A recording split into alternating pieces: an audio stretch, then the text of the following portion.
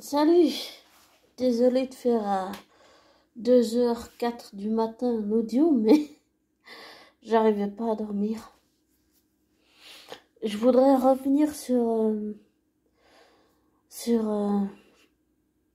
pas l'univers de Marvel, mais sur Loki de Marvel, on va dire ça comme ça. Je sais pas si c'est français ma phrase, des fois je suis un peu à côté de la plaque quand je dis quelque chose parce que je suis pas bien réveillée.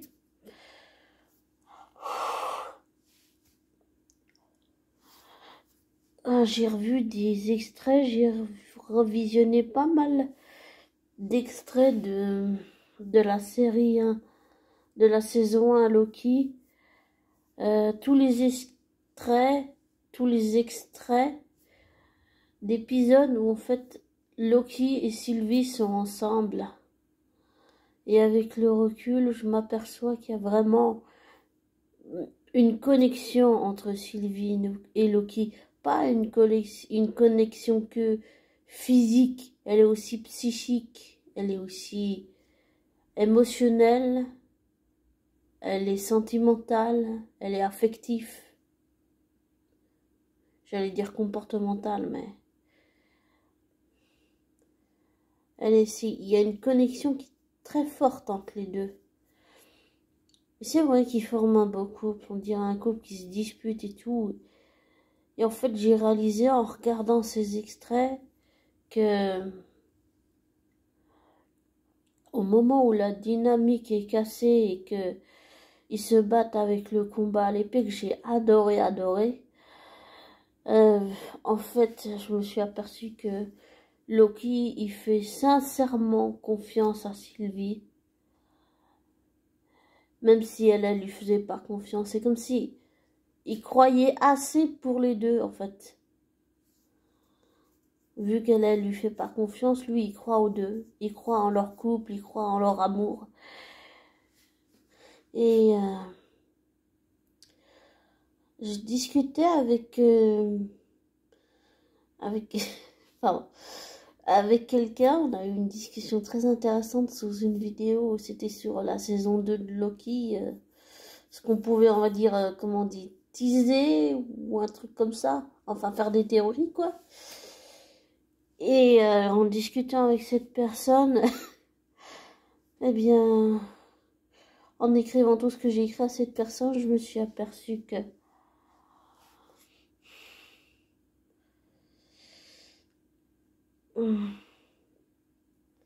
qu'il va me manquer. Et que j'espère une saison 3, mais je sais pas s'il va y en avoir une, mais j'espère.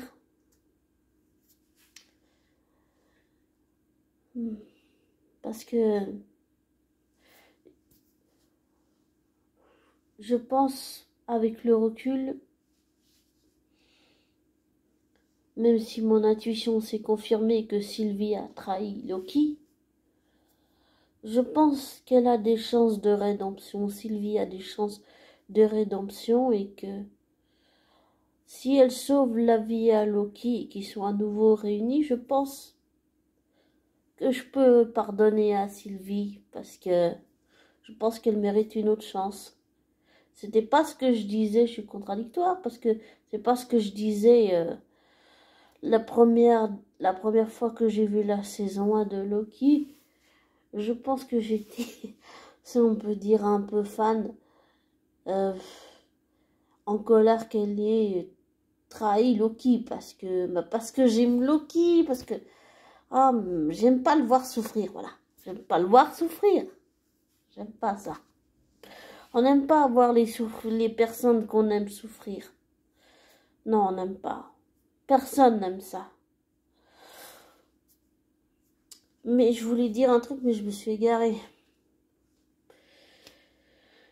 Oui, en discutant avec cette personne, je me suis aussi aperçue que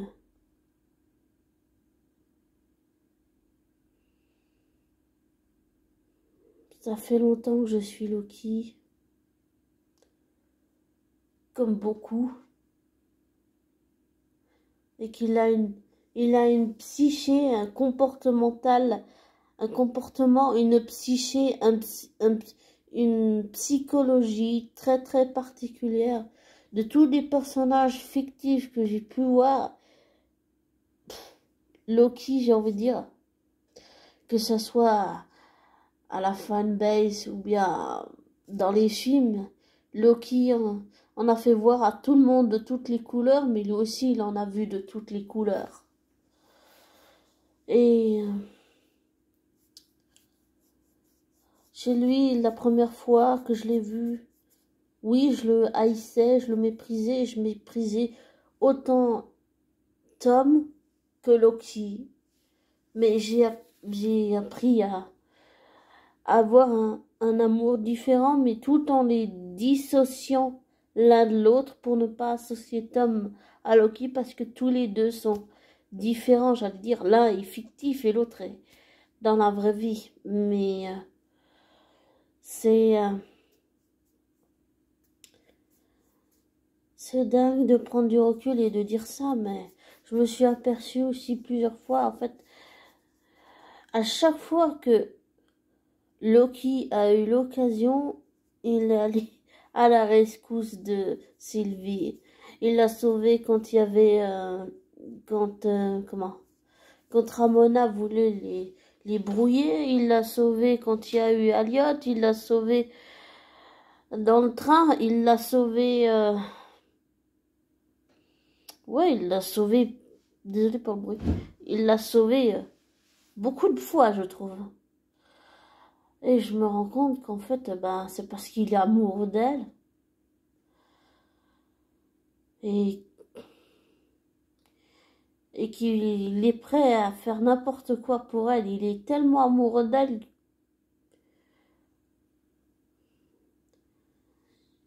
qu'il est même prêt à lui pardonner. J'en suis sûre qu'il est prêt à lui pardonner, mais il va la ramasser à la cuillère, là. Non, je me demande, je sais pas comment ça va se faire dans la saison 2, mais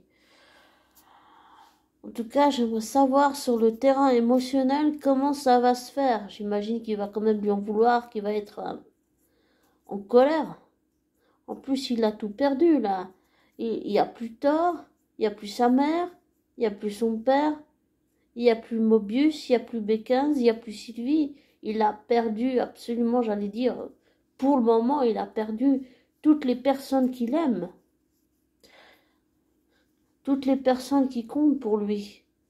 Et j'allais dire, quand j'ai discuté justement avec cette personne, ce que j'ai expliqué à cette personne, c'est que c'est pas seulement d'être fan, c'est que dans la vraie vie, oui, Loki m'impacte, mais dans la vraie vie, Tom, il m'impacte vraiment beaucoup.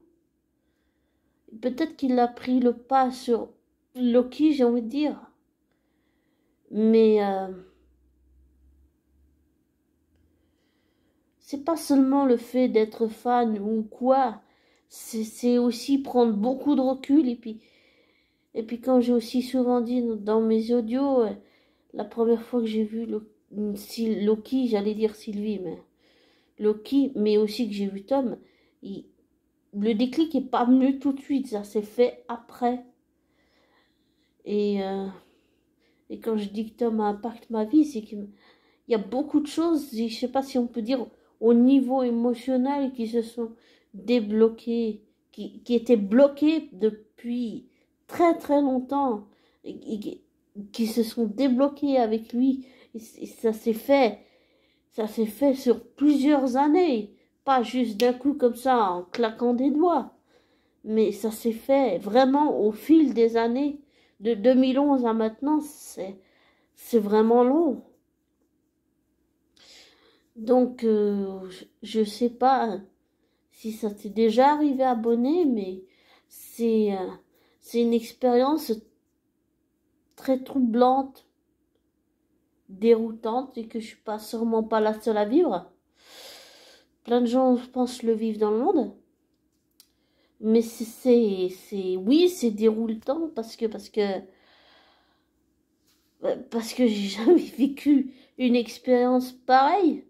Si, peut-être avec Robert Carlyle d'une certaine façon. Mais là, c'est, j'allais dire, autant fort que ça, je crois pas.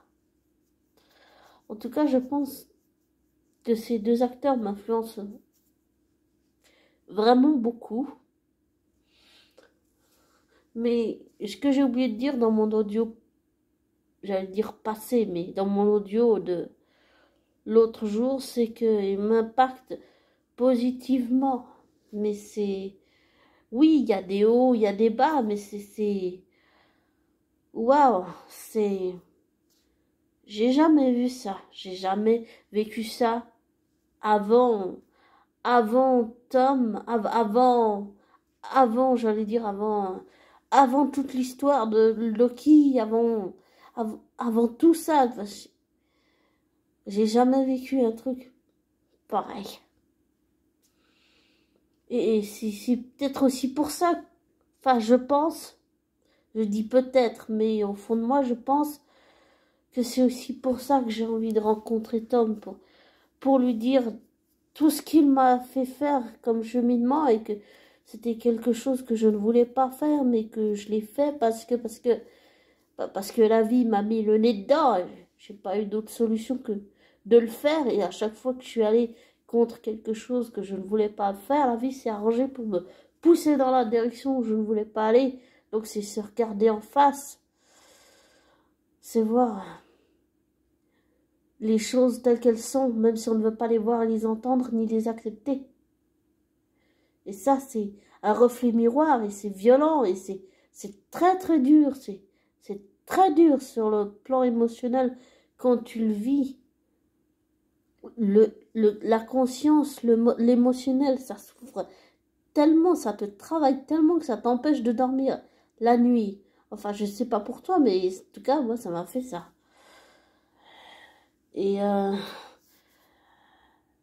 en fait, j'ai aussi compris, on va dire, comment dire, l'agressivité de Loki. J'ai compris vraiment toutes ces blessures intérieures, en fait, tout ce qu'il a intériorisé, tout le harcèlement qu'il subissait, mais ça n'excuse pas ses crimes à Loki.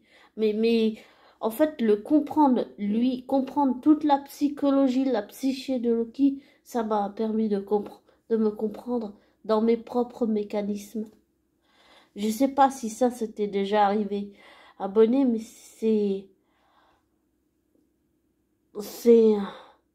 déstabilisant. Et oui, j'aimerais rencontrer Tom pour lui expliquer tout ça, parce que je trouve que c'est important de savoir que la personne concernée sache ça.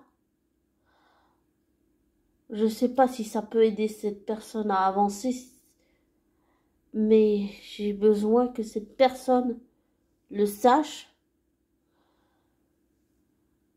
parce que j'ai besoin de me rendre compte, peut-être que je me rends pas encore compte, toute la route qui a été parcourue. Et j'ai aussi envie que cet homme se rende compte de l'impact dans la vraie vie qu'il peut avoir sur les gens, sur les êtres humains, sur d'autres êtres humains, j'allais dire. Et je trouve qu'on vit dans un monde où on dit pas assez aux gens, à nos proches qu'on les aime, et on dit pas aussi assez à notre entourage ou bien à des artistes qui nous influencent, on leur dit pas assez l'impact qu'ils ont sur nous, tout ce qu'ils nous ont fait parcourir comme chemin, comme ça a été long, ça a été douloureux, ça a été difficile, qu'il y a eu des hauts, qu'il y a eu des bas, mais que le parcours est vraiment magnifique, et il n'est pas évident non plus, mais oui, magnifique d'une certaine façon quand même. Et que en comprenant son personnage, j'ai compris, il lui expliquait qu'en comprenant son personnage, je l'ai compris lui, c'est-à-dire j'ai compris le personnage de Loki. Maintenant, je sais pas si je pourrais, dans la vraie vie, comprendre Tom, mais j'ai envie d'essayer, oui, pourquoi pas. Mais oui, c'est marquant et j'en parle souvent parce que c'est vrai, oui, peut-être je tourne rond dans mes sujets, mais c'est tellement important de partager. On partage pas assez. Maintenant, on est tous sur nos ordi, nos cellulaires, portables, tout ça, nos fixes, on est collé dessus sans, sans regarder l'autre en face. Et je dis ça, mais je suis peut-être hypocrite en disant ça, parce que j'utilise mon ordi pour écrire mon livre, pour regarder des vidéos, pour faire de la musique. J'ai un petit studio où on peut composer de la musique. Mais j'en suis désolée si c'est le cas. Mais c'est vrai que j'ai pas de tous les acteurs que j'ai pu voir dans des séries, dans des films, dans des télés.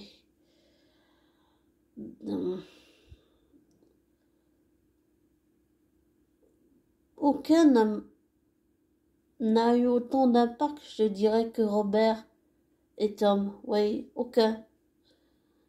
Et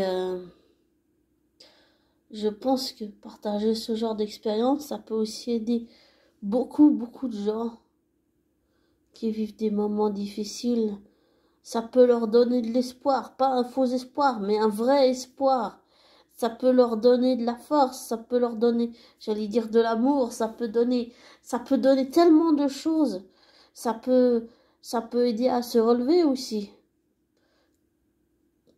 Surtout quand on a mal émotionnellement et que c'est très douloureux et que la blessure est béante et qu'elle saigne en fait et qu'on ne sait pas comment l'arrêter. Et ben c'est un peu ce qui s'est passé avec Loki. Ça a été comme un catalyseur. Ça a été vraiment, oui, douloureux, ça l'est encore des fois, mais j'ai envie de dire que Loki m'a permis de comprendre beaucoup de choses et Tom, dans la vraie vie, il m'a permis de comprendre aussi beaucoup de choses. Ça a été, je sais pas si on dit un catalyseur, mais c'est-à-dire, ça a été, et c'est encore, c'est vraiment, j'allais dire, c'est vraiment étonnant, c'est dingue, oui, c'est dingue, c'est complètement dingue. C'est, on réalise pas sur le moment, on réalise pas. Et je pense que c'est important de partager, ça peut aider des gens qui en ont besoin. Ça peut aider tellement de gens qui en ont besoin, et j'allais dire, ça peut aider aussi toutes les personnes qui se sentent seules. Et comme j'avais dit l'année passée, ou je sais plus quand, personne ne devrait être seul pour Noël. Eh bien, j'ai envie de dire, personne ne devrait vivre ce que Loki a vécu, ou le propre passé de Tom, qui j'imagine bien a été douloureux. Il ne faut pas se fier aux apparences. Et s'imaginer que tout a été bien dans sa vie. Parce que j'imagine bien qu'il a dû vivre un parcours difficile et très douloureux. Et il en a fait une force, il en a fait une arme, mais j'allais dire une belle dague. Où tu te sers de ta propre douleur dans la vraie vie pour donner tout ton background personnel et intime, tu le donnes à ton personnage que tu interprètes à l'écran. Et ça, je l'ai déjà dit dans l'audio de l'année passée. Il n'y a pas longtemps, en fait, cette année. C'est complètement dingue. Moi, c'est dingue. C'est très impressionnant aussi.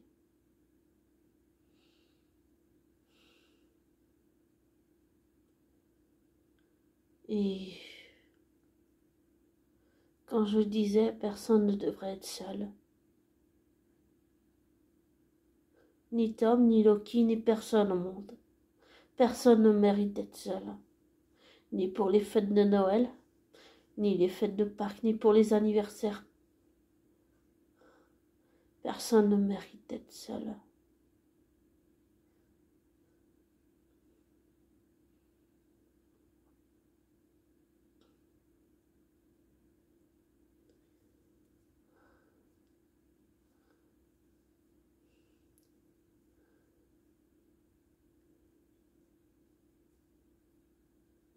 J'espère que tu te souviens de mon avertissement, abonné. Ne te laisse pas influencer par moi. Ne prends pas pour argent comptant ce que je te dis. Fais tes recherches, tes vérifications, tire-en tes conclusions après. Ok?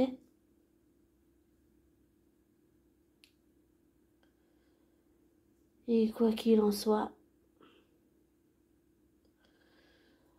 je pense que je continuerai de suivre cet artiste dans les différents projets qu'il va faire. Il a vraiment un potentiel énorme. Dans toutes les palettes que j'ai vues, c'est impressionnant.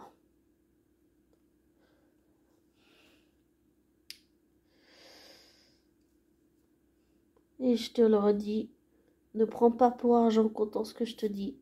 Ne te laisse pas influencer par moi. Fais tes recherches, tes vérifications, tire-en tes conclusions après. Et I love you.